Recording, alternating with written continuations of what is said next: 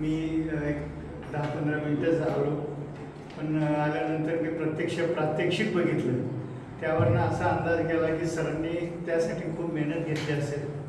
Concentration कसं करावं याच्यासाठी त्यांनी खूप माहिती दिली असेल आणि त्यानंतरच विद्यार्थी जो जो आयटम देत असतील कलर ओळखायचा, तो आयटम जवळपास 70% तरी ओळखत होते.